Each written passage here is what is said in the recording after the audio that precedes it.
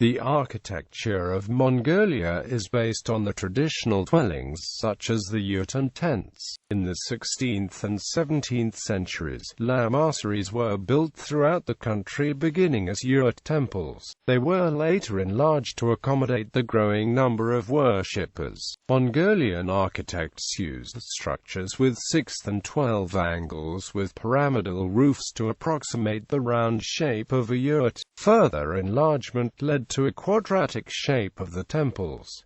Roofs were made in the shape of marquees. The trellis walls, roof poles and layers of felt were replaced by stone, brick beams and planks, and became permanent. Chaltom distinguished 3 styles in traditional Mongolian architecture: Mongolian, Tibetan and Chinese, as well as combinations thereof. Batu Sagan, designed by Zanabasar, was one of the first quadratic temples. The Choilan Kyud Monastery in Ulaanbaatar is an example of yurt-style architecture. The Lavrin Temple in the Erdene Zuu Lamasery was built in the Tibetan tradition. The Kwijin Lama Sum Temple is an example of a temple built in the Chinese tradition. It is a museum today. The quadratic Dzogchen Temple in Ganden Monastery in Ulaanbaatar is a combination of the Mongolian and Chinese traditions. The Maitreya Temple was an example of the Tibeto-Mongolian architecture. Choilan Gyud has commenced a project to restore this temple and the 80-feet sculpture of Maitreya. Indian influences can also be seen in Mongolian architecture, especially in the designs of Buddhist stupas. Socialist-era Mongolian architects occasionally incorporated traditional elements, such as round shapes and korshalol, or meandering ornaments. Ancient period. The Xiongnu culture ruled the area that is now Mongolia from the 3rd century BCE through the 1st century CE. Their dwellings consisted of portable round-shaped tents on carts and round yurts. The Xiongnu aristocracy lived in small palaces, and the villages were protected by huge walls. S.I. Rudenko also mentions capital construction built of logs. Archaeological excavations have indicated that the Xiongnu had towns. The main city was called Luat-Hot. Powerful statehoods built by Turkic and Uyghur tribes from the 6th through the 9th centuries dominated what is now Mongolia. Several Turkic cities and towns existed in the basin of the rivers Orkhon, Tul and Salinj. The main city of the Turkic Khaganate was Balikli. The Uyghur Khaganate that succeeded the Turks centered on the city Karabalgasan, founded in the early 8th century. A fragment of the 12 meters high fortress wall with a watchtower has been preserved. A large trades and craftswork district existed in the city. Their architecture was influenced by the Sogdian and Chinese traditions. The Uyghur Khaganate was rooted by the warlike neighbors Kyrgyz, who destroyed the advanced culture of the Uyghurs. The cultural development of the country was thrown back to the primitive stage. Archaeological excavations discover traces of cities of the Kidin period that lasted from the 10th to the 12th centuries. The most significant of the excavated cities was Hachinhok, founded in 944. Another significant Kidin city was Baz-Hot, existed in the basin of the River Karelin, occupying an area of 1,600 by 1,810 metros, surrounded with mud walls which are today 4 meters thick and 1.5 to 2 meters high. A remnant of one of 2 original stupas exists today, having been damaged in the 1940s by a Soviet garrison using cannon fire to destroy one stupa for amusement. Yurt. The yurt is the traditional dwelling of the Mongolian nomads. Yurts are circular structures supported by a collapsible wooden frame, covered with wool felt. In Mongolia, a yurt is called a gur. In the 12th and 13th centuries, yurt-temples were built for the khans and chieftains. Iron bushes of enormous dimensions for the shafts of a cart were found during excavations of Karakoram. The distance between the wheels of such a cart would be over 6 meters and it would be pulled by 22 oxen. Such yurt-temples are mentioned in the secret history of the Mongols. A common arrangement of a yurt camp in medieval Mongolia was huri, in which the yurt of the Khan or chieftain was located in the center. The yurts of other members of the tribe were placed around it. This arrangement had a defensive function during frequent skirmishes. Huri was replaced by an arrangement in the 13th and 14th centuries during the unified Mongol Khanate when internal wars had stopped. After the disintegration of the Mongol Khanate in the 15th century, huri arrangement was used as the basic layout of monasteries initially founded as mobile monasteries. Another type of monastery layout is known as yurt, following the Tibetan arrangement in the 16th and 17th centuries when Buddhism was reintroduced to the region. As huri monasteries and huri camps of nobles settled and developed into towns and cities, the names of such settlements retained the word huri. Originally, roofs had steeper slopes with a rim around the center opening, to allow the smoke from central opened fires to exit more easily. In the 18th and 19th centuries, enclosed stoves with chimneys were introduced, making it possible to simplify the design with a lower silhouette. Another relatively recent development is the use of an additional layer of canvas for rain protection. A white cotton cover, originally only used on the yurts of nobles, became commonplace. The organization and furnishings of the interior spaces mirror traditional roles of the family members as well as spiritual concepts, giving significance to each of the cardinal directions, with the door always facing south. Herders used the position of the sun in the crown of the yurt as a sundial. The northeastern quarter of the yurt is reserved for women. Men were traditionally prohibited to enter this quarter. Yurts have been used in Central Asia for thousands of years. In Mongolia, yurts have influenced other architectural forms, particularly temples. In the 21st century, between 30% and 40% of the population live in yurts, many of them in the suburbs of cities. The Mongolian word gur has additional connotations of home. The stylistically elevated register for gur is orgu, most commonly translated as residence or palace. Tents also play a role in the history and development of Mongolian architecture. These temporary shelters were used more frequently in pastoral conditions. Tents were also erected during Nadam festivals, feasts and other gatherings. Jogja is a small tent to accommodate 1 or 2 persons. Mihan is a large tent for a group of people. Zaza is a fabric shade on vertical supports without vertical walls. Zakir is a large rectangular tent with vertical fabric walls. Asar is a generic name for Zaza and Zakir.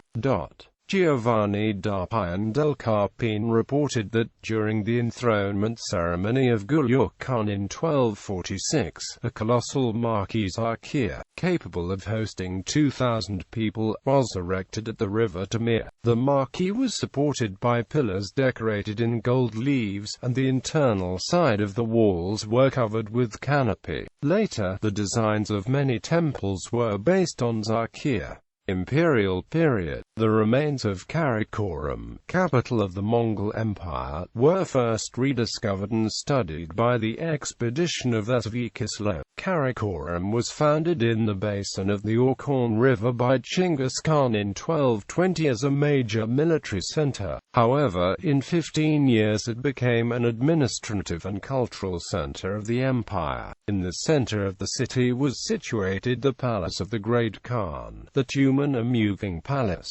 Based on the records of William of Rubruck, most scholars maintain that in front of the palace was the Silver Tree Fountain. However, there is a group of researchers who conclude that the famous fountain was inside the palace. According to Rubruck, there were 4 silver sculptures of lions at the foot of the silver tree, and fermented mare's milk, arag, favorite drink of the Mongols, would run from the mouths. 4 golden serpents twined round the tree. Wine would run out from the mouth of one serpent, arag from the mouth of the second serpent, mead from the third, and rice beer from the fourth. The top of the tree was crowned by an angel blowing a bugle. The branches, leaves and fruits of the tree were all made of silver. The fountain was designed by a captive sculptor William of Paris. The Khan himself would sit on the throne in the north of the yard in front of the palace. Men would sit in a row at the right hand of the Khan and women would sit to the left. Excavations partly proved and partly supplemented these descriptions. The buildings were heated by smoke pipes installed under the floors. The Khan's palace was erected on an artificial platform occupying an area of 2,475 square meters. Ogedei Khan ordered that each of his brothers, sons and other princes build a magnificent palace in Karakoram. The city hosted Buddhist temples, Christian churches and Muslim mosques. There were sculptures of tortoises at each gate on the 4 sides of the city wall. Steles on the backs of the tortoises were crowned with beacons for travelers in the steppe. The overall construction in Karakoram was supervised by Ochigan, the youngest brother of Genghis Khan. There were many other cities and palaces throughout Mongolia in the 13th and 14th centuries. Best studied are the ruins of Palace Orugna, Karalan and Harira and Kondui cities in the Trans-Baikal region. The latter two demonstrate that cities grew out not only around the Khan's palaces but also around residences of the other members of nobility. City Harira sprang out around the residence of Juchi Khasa. The Mongolian aristocrats were dissatisfied with temporary residences and started building luxurious palaces. The palace in Harira city was located within a citadel. The palace in Kondui city was built on a platform, surrounded by double-tiered terraces, pavilions and waterpools. The archaeological excavations revealed traces of conflagrations, and the times of the fall of these cities are approximately the same as of Karakoram, late 14th century, when the Chinese army repeatedly raided the country and looted the cities, though the aggressor was expelled each time. Karakoram was destroyed in 1380 and could never restore its previous magnificence. The long destructive wars waged by China continued from 1372 to 1422, ruining the cultural progress of Mongolia achieved during the imperial period. Mongolia fell back into dark Middle Ages till the second half of the 16th century, when her culture experienced Renaissance. After the 2 centuries of cultural decline, Mongolia experienced Renaissance beginning in the second half of the 16th century. This was a period of relative peace, free of foreign aggressions, and introduction of Buddhism in the form of Gelugpa. Altan Khan of Jumei founded City Ho in 1575 as a political and cultural center of his holdings. Among the first Buddhist monasteries of Mongolia of this period was Temple Thech and Chonka-ling in Koknur, built by Altan Khan to memorize his 1577 meeting with Dalai Lama Sonam Gyatso. Many temples were built in Ho during the period, including Dajao and Zilachuzhao temples. In Kaka, Abatai Khan founded the Erdene Zuu Monastery in 1585 near the site of the ancient city Karakoram. Although these first temples featured the Chinese architectural styles, the further development enriched the architecture of Mongolia with Tibetan, Indian and unique Mongolian styles.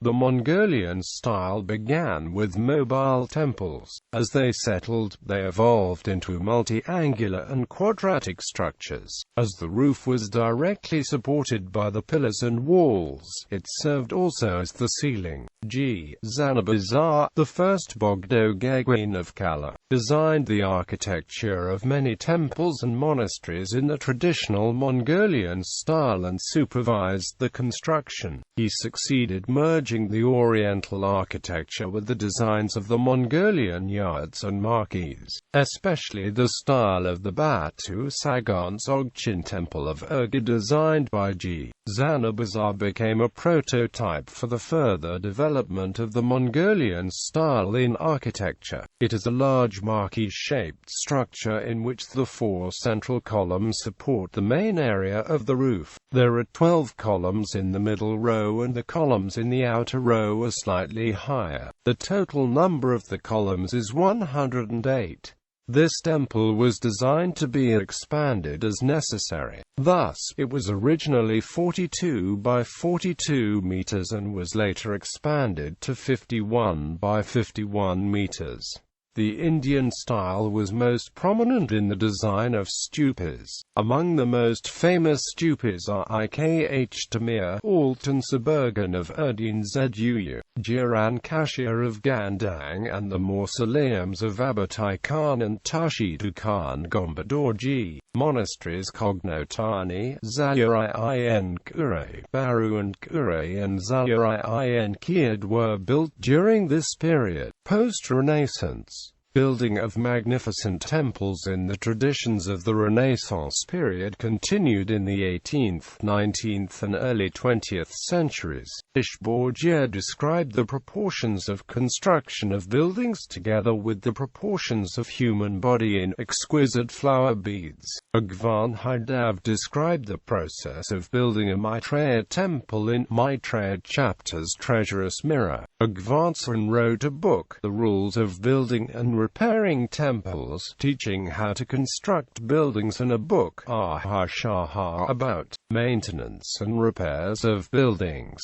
Also, translations of Kandor were widely used by the Mongolian architects. Monasteries Suanhuri, Amabayash Gorland Monastery, Manjushri Hid and others were built during this period. The mobile monastery Ihuri founded Zanabazar settled at the present location of city Ulaanbaatar in 1779.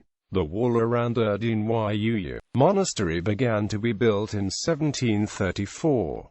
It contains 108 stupas. The temple of Bodhisattva Avalokiteshvara was built in 1911 to 1913 as symbol of the new independent Bogdo Khanate of Mongolia. The colossal statue of the Bodhisattva Avalokiteshvara Migjed Janrazik that opens the eyes of wisdom of sentient beings, symbolized enlightenment of the Mongolian people who had opened a new page in the history and stepped into the modern civilization. In the beginning of the 20th century, there were around 800 monasteries throughout the country. An interesting tendency in the beginning of the 20th century was an experiment of combining the traditional Asian architecture with the features of the Russian architectural style. Bogdo Khan had his winter palace built as a Russian harem. A legend holds that the Manchurian Khan was suspicious of the interest of Bogdo Gagwin aid in the European culture. To calm down his suspicion, Bogdo Gagwin had a ganjia added to the top of the building. Another example of the combination of the Asian and Russian styles of architecture is the residence of Kandorji Wang, a leader of the independence movement of 1911.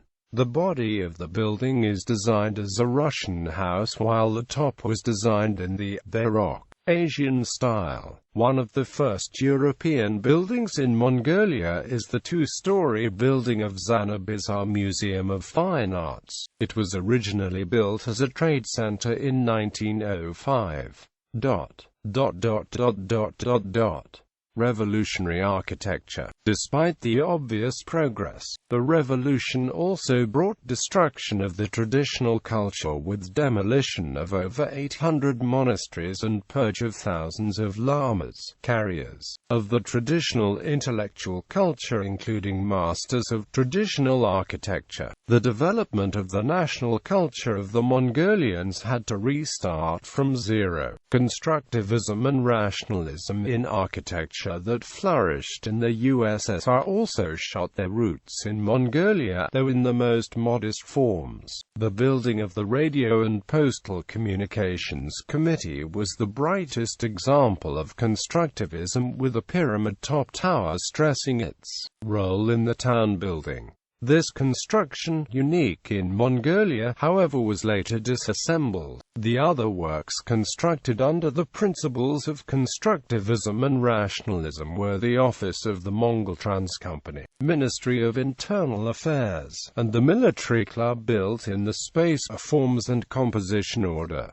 Classicism and mass production. The ensemble of Ulaanbaatar's downtown was designed by Soviet architects, developing the traditions of classicism under the conditions of socialism. The buildings of the Ministry of Foreign Affairs, the State University, the House of the Government, the Opera House, the State Library, and many other public buildings that were constructed during this period demonstrate the magnificence and elegance of European classicism. The Mongolian architects worked to creatively combine this neoclassicism with the traditional features of Mongolian architecture. The development of Ulaanbaatar's downtown continued at the initiative of B. Chimed, who was the architect of the Drama Theatre, the Natural History Museum, and the Ulaanbaatar Hotel. The overall design of the Drama Theatre, implemented in neoclassicism, employs the quadratic plane and double-tier marquee roof of the Mongolian architecture. These works evidence his creative search for developing the indigenous traditions in the contemporary architecture. This direction was followed by other architects, e.g. in the Urt-Sagan and House of Health Education by B. Dambianum and the Astronomical Observatory, State University Building No. 2, a meteorology building by A. Hishit, which cannot be mistaken for European buildings. For the 1960s, the design of architecture was dictated by requirements of economy and mass production under the influence of the Nikita Khrushchev and Leonid Brezhnev eras in the Soviet Union. At the same time, the early 1960s were characterized by increased Soviet and Chinese investment due to the competition for greater influence in Mongolia. Such a competition resulted in an accelerated development of the country. Thus, both the older district south of the river Dundgal and the Peace Bridge were built by Chinese workers. The architecture of the 1960s and 1970s presents the monotony of 4, 5, and 9-story apartment blocks with simple rectangular shapes dictated by the need of cheap and speedy construction. The looks of cities became increasingly boring and dull. The hostility between the USSR and PRC forced Mongolia to side with only one of the two, and Mongolia allied with the USSR. This external political situation led to an immensely increased influx of Soviet investment. Apartment districts were intensively built in all directions around Ulaanbaatar, including the area to the south of the Dundgal River, often by Soviet soldiers. Completely new cities were founded in Darkhan, Erdenet, and Bagranu during this period. The visit of L. Brezhnev in 1974 was followed by a donation of the modern housing massif in what is now Bengal district. This massif consists of extensive 9-story apartment blocks decorated with 5 V-shaped 12-story buildings located along the Ayush Street. giving it a resemblance of the famous Kalinin Avenue in the center of Moscow. This street is today the busiest shopping mall in the capital of Mongolia. Although presenting little artistic interest, the socialist apartment districts were comfortable, spacious environments for family life with safe playgrounds for children.